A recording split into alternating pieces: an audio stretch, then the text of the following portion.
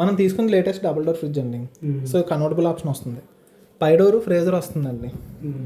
గడ్డ ఐటమ్ అంతా కూడా ఫ్రీజర్లోనే యూజ్ చేస్తారు. Milk packets, ice creams, chocolates, ఇలా గడ్డ కట్టాలి అనుకున్న వస్తువు, నిల్వ ఉండాలనుకున్న వస్తువు ఏదైనా పైన ఫ్రీజర్లోనే యూజ్ చేస్తారు. ఫ్రీజర్లోకి వచ్చినప్పటికి మూబైల్ ఐస్ మేకర్ వస్తాడు. ఇది కావాలంటే ఉంచుకోవచ్చు, లేదంటే జరుపుకోవచ్చు, లేదంటే తీసేసుకోవచ్చు. ఫ్రిడ్జ్ కింద యూజ్ చేస్తున్నప్పుడు అవసరం లేదంటే. ఇది కూల్ ప్యాడ్ అండి. ఈవెన్ పవర్ పోయినా 10 గంటలు కూలింగ్ బ్యాకప్ కోసం మాత్రమే ఇస్తారు. ఈవెన్ పవర్ పోయింది అనుకోండి, ఐస్ క్రీమ్స్ గంట ఏమన్నా ఉంటే దీని మీద పెడతారు. మెడిసిన్స్, ఎమర్జెన్సీ మెడిసిన్స్ గంట కూడా పెట్టుకోవచ్చు. కూలింగ్ బ్యాకప్ కోసం మాత్రమే ఇస్తాడు. సో డోర్ అంతా కూడా ఫ్రీజరే. ఇందులో కూలింగ్ తగ్గించాలి, పెంచాలి అంటే ఆప్షన్ అంతా మనకి బయట డోర్లోనే ఇస్తాడు. అది ఇలాగో మీకు చూపిస్తాను. అలాగే నాకు ఇది ఫ్రీజర్ కింద అవసరం లేదు, ఫ్రిడ్జ్ కింద కన్వర్ట్ చేసుకుంటానన్న ఆప్షన్ అంతా కూడా బయట వేస్తాడు. అది కూడా మీకు చూపిస్తాను. ఓకే. అగైన్ సెకండ్ డోర్ వచ్చినప్పటికీ ఫ్రిడ్జ్ వస్తుంది. నార్మల్గా కూల్ అయితే సరిపోతాయి అనుకున్న ఫ్రూట్స్, వెజిటబుల్స్, పిండి పదార్థాలు ఇవన్నీ కూడా ఫ్రిడ్జ్లోనే పెడతారు. ఓకే. ఫ్రిడ్జ్లోకి వచ్చినప్పుడు కూలింగ్ తగ్గించాలి, పెంచాలన్న ఆప్షన్ ఇక్కడే ఇస్తాడు అనమాట. ఓకే. సో పైన ఫ్రీజర్లో లైట్ ఆప్షన్ అన్నది ఉండదండి. కింద ఫ్రిడ్జ్లో మాత్రమే లైట్ ఆప్షన్ ఇస్తాడు. ఓకేనండి. సో పైన ఫ్రీజర్లో కూలింగ్ తగ్గించడం, కింద ఫ్రిడ్జ్లో కూలింగ్ తగ్గించడం ఆప్షన్ అంతా కూడా ఇక్కడ మీకు అదేలాగో నేను చూపిస్తాను. సో పై డోర్ ఫ్రీజర్ అన్నాం కదండి. ఫస్ట్ బటన్ వచ్చి ఫ్రీజర్ బటన్ వస్తుంది. ఈ బటన్ నొక్కుతా ఉంటే కూలింగ్ ఇలా చేంజ్ అవుతూ ఉంటుంది. -15 అంటే గడ్డ కడుతుంది, స్లోగా కడుతుంది. సో ఏ సీజన్లోనూ సమానంగా సరిపోవాలనుకుంటే -19లో పెట్టుకుంటే సమానంగా సరిపోతుంది. లేదు బాగా ఎక్కువ కావాలనుకుంటే -23లో పెడితే బాగా ఎక్కువ కూలింగ్ వస్తుంది అనమాట. సేమ్ సెకండ్ డోర్ వచ్చి ఫ్రిడ్జ్ అన్నాను కదండి. ఇది కూడా లాస్ట్ బటన్ ఫ్రిడ్జ్ బటన్. ఇది కూడా సేమ్ యాజ్ ఇట్ ఈజ్. 7 అంటే తక్కువ, 3 అంటే సమానం, 1 అంటే ఎక్కువ. సో కింద ఉన్నవి తక్కువ వాల్యూ వస్తున్నాయి, మధ్యలో ఉన్నవి సమాన వాల్యూ వస్తున్నాయి, పైన ఉన్నవి హై వాల్యూ వస్తున్నాయి అనమాట, ఎక్కువ కూలింగ్. ఓకేనండి. సో నాకు పై డోర్ ఇప్పుడు మీకు పైన ఫ్రీజర్లో కూలింగ్ తగ్గించడం పెంచడం అర్థమైంది, ఫ్రిడ్జ్లో కూలింగ్ తగ్గించడం పెంచడం అర్థమైంది. పై డోర్ నాకు అవసరం లేదు. ఫ్రిడ్జ్ నుంచి ఇది ఫ్రీజర్ నుంచి ఫ్రిడ్జ్ కింద మార్చుకుందాం అంటే మధ్యలో ఒక బటన్ ఇచ్చాడు కదండి. ఈ బటన్ ఒక 3 seconds హోల్డ్ చేసి పట్టుకున్నాం అనుకోండి, జస్ట్ ఇక్కడ వెలగాల్సిన లైట్ కాస్తే ఇక్కడ మధ్యలో సింబల్లోకి వచ్చేస్తుంది. నెక్స్ట్ ఈ మధ్యలోకి వస్తుందంటే అర్థం ఫ్రీజర్ నుంచి ఫ్రిడ్జ్ అయిపోయిందని అర్థం అండి. అంటే ఇంకా పైన గడ్డ కట్టదు, కూలింగ్ మాత్రమే అవుతుంది అనమాట.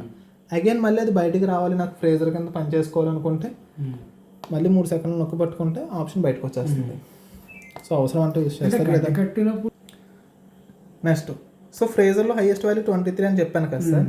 ఎప్పుడైనా ఎమర్జెన్సీ టైంలో కనుక వెంటనే కూలింగ్ అందుకోవాలి, ఇప్పుడు దాకా తక్కువ పెట్టాను, -23 ఒకసారిగా పెట్టాను, వెంటనే అందుకోదు కదా.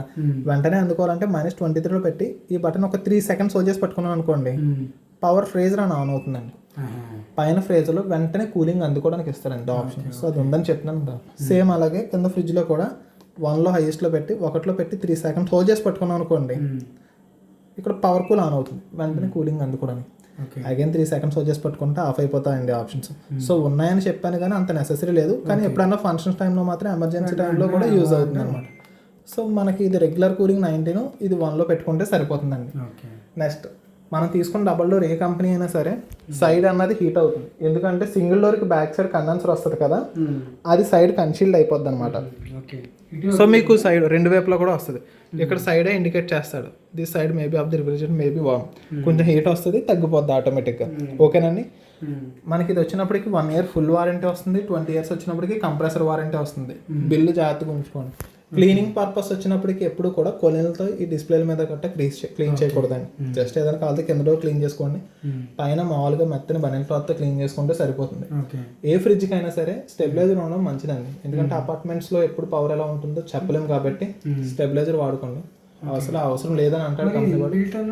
ఇన్బుల్ట్ అన్నది కూడా 110 నుంచి 300 వరకు మాత్రమే, దానికి మించి ఎక్కువ వస్తే ఇది ఆపలేదు.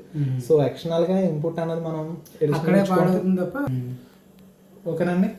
ఎప్పుడన్నా ఫ్రిడ్జ్లో కనుక స్మెల్ కింద కనుక వచ్చిందనుకోండి, స్మెల్ టైప్ ఏమైనా రావడం అంటే ఏమైనా ఒలిగిపోయి కట్టాలంటే వచ్చినాయి అనుకోండి, ఏదైనా ఊరెళ్ళి వచ్చిన 2 రోజుల తర్వాత స్మెల్ టైప్ ఏదో ఐటమ్ పెట్టుకుంటే ఫ్రిడ్జ్ ఆఫ్ చేసి వెళ్ళిపోయినప్పుడు అలా వచ్చింది అనుకోండి, గోరువెచ్చటి నీళ్ళు జస్ట్ లెమన్ వేసుకొని మెత్తని బనెల్ క్లాత్తో పైనుంచి కింద క్లీన్ చేసుకొని ఆఫ్ చేసేసండి. పైనుంచి కిందాక క్లీన్ చేసుకొని డోర్స్ ఓపెన్ చేసేసి ఒక 6 hours తర్వాత ఆన్ చేసుకుంటే ఆ స్మెల్లో గట్ట ఏముంటుందండి.